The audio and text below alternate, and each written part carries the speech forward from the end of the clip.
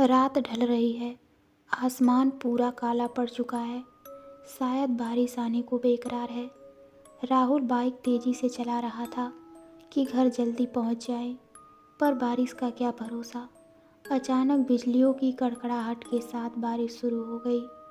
राहुल भीगते भीगते अपने घर पहुंचा। कपड़े बदलकर वह फ्रेश हुआ और चाय का एक प्याला लेकर बालकनी में खड़ा हो गया और चाय की चुस्कियों का आनंद लेने लगा। वह मंद मंद मुस्कुरा रहा था। ऐसा लग रहा था मानो उसे आज कोई बहुत प्यारा एहसास गुदगुदा रहा हो। वह अपनी यादों में खो गया कि कैसे वह रात रात भर जागकर नैना से बातें किया करता था। आज वो हॉरर मूवी कैसी लगी तुम्हें? राहुल ने मुस्कुराते हुए नैना से पूछा। ठीक थी, नैना ने बोला। अच्छा नैना, अपने पीछे देखो जरा, कौन खड़ा है? शट अप राहुल, तुम जानते हो मुझे कितना डर लगता है। फिर वह गुस्से में फ़ोन काट देती है। यूं ही हंसते खिलखिलाते आज दोनों के 2 साल गुजर गए। खैर, अब तो उसके इंतज़ार की घड़ी ख़त्म हो चुकी थी, क्योंकि कुछ ही दिनों में दोनों की शादी है। तय दिन पर राहुल और नैना की शादी हुई। दोनों बहुत खुश थे। कुछ दिनों बाद नैना ने राहुल को शिमला चलने के लिए कहा, पर वह शिमला नहीं जाना चाहता था। खैर, नैना के जिद करने पर वह मान गया। नैना ने अपने मनपसंद के होटल में बुकिंग कर ली। अगली सुबह दोनों शिमला के लिए निकल पड़े। रास्ते भर नैना के चेहरे पर एक अजीब सा सन्नाटा पसरा रहा। वह सड़कों को गौर से निहार रही थी। राहुल ने पूछा, क्या हुआ नैना?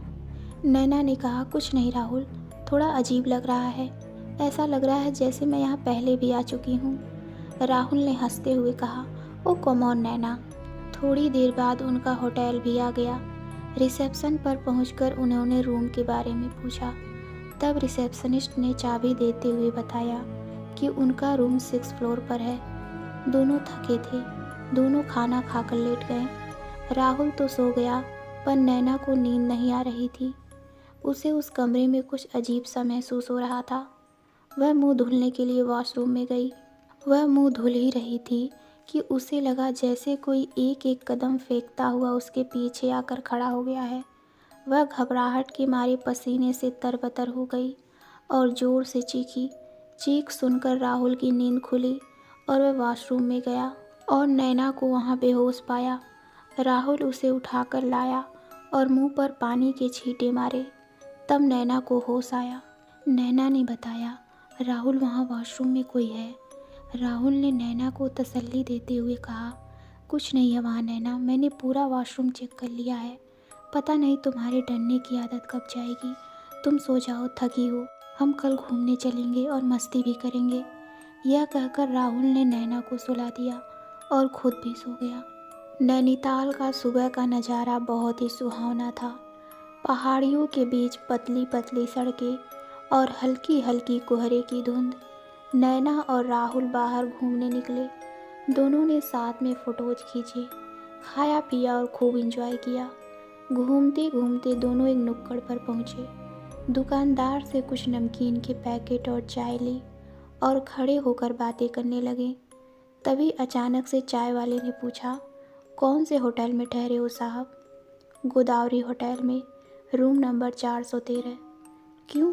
नैना ने उत्सुकता से पूछा।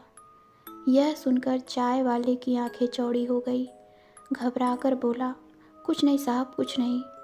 नैना को थोड़ा आश्चर्य हुआ। जिद करके पूछने लगी, ऐसा क्या है वहाँ? तब चाय वाले ने बताया, लगभग 4 साल पहले यहाँ एक लड़की का मर्डर हो गया था। तब से उसकी आत्मा इधर भटकती रहती है। नैना के तो पैरों तले ज़मीन खिसक गई। उसका मुंह खुला का खुला रह गया। उसने पूछा, कैसे हुआ यह मर्डर? चलो नैना, तुम भी ना इन सब बातों पर विश्वास कर रही हो। चलो यहाँ से, राहुल ने चिढ़कर कहा। दोनों रूम पर आ गए, पर नैना के दिमाग से चाय वाले की बात उतर नहीं रही थी। यही सब सोचते सोचते उसने मोबाइल उठाया और राहुल के साथ सुबह ली हुई फ़ोटोज़ देखने लगी। फ़ोटोज़ को ध्यान से देखने पर उसने कहा, राहुल ज़रा इधर आओ। फ़ोटो में हम दोनों के अलावा ये कैसी परछाई है? फ़ोटोज़ देखकर राहुल भी घबरा गया और बोला, नैना हम लोग कल मुंबई लौट चलेंगे। नैना ने भी हामी भर दी, पर वह अपने उन प्रश्नों के उत्तर जानना चाहती थी कि उस लड़की का मर्डर कैसे हुआ। एक आखिरी रात उस होटल में बिताना दोनों के लिए बहुत भयावह साबित हुआ। राहुल सो गया, पर नैना की आंखों में नींद नहीं थी। उसने सोचा नीचे जाकर गार्डन में थोड़ा टहल लूं, शायद मूड फ्रेश हो जाए। नीचे पहुंचते ही नैना ने रिसेप्शनिस्ट से पूछा, क्या यहाँ किसी लड़की का मर्डर हुआ था? रिसेप्शनिस्ट ने झिझकते हुए कहा, मैम हुआ तो था, पर इसमें डरने जैसी कोई बात नहीं है, क्योंकि उसने आज तक किसी को नुकसान नहीं पहुंचाया। यह सुनकर नैना को थोड़ा तसल्ली हुई और वह बाहर जाकर गार्डन में वॉक करने लगी। वह यही सब सोच रही थी कि उसे धीमे धीमे किसी की रोने की आवाज़ आने लगी। नैना आवाज़ का पीछा करते हुए होटल से थोड़ा दूर गई। बचाओ! चीखने की आवाज़ गूंज उठी। नैना थर थर काँपते हुए बोली, कौन है? प्लीज़ मुझे जाने दो। नैना का चेहरा डर से लाल हो गया। डर के घूंट पीती हुई नैना ने जब पीछे देखा तो उसे वहाँ एक 20-22 साल की लड़की खड़ी दिखाई दी।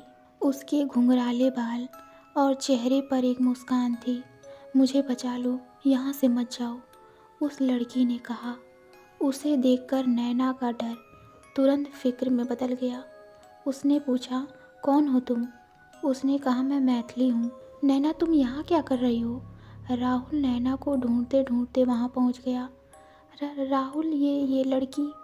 नैना ने जब पीछे मुड़कर देखा तो लड़की वहाँ से गायब थी। पता नहीं क्या सोचकर नैना ने यह बात राहुल से नहीं बताई। बोली, बस ऐसे ही फ्रेश हवा लेने आई थी।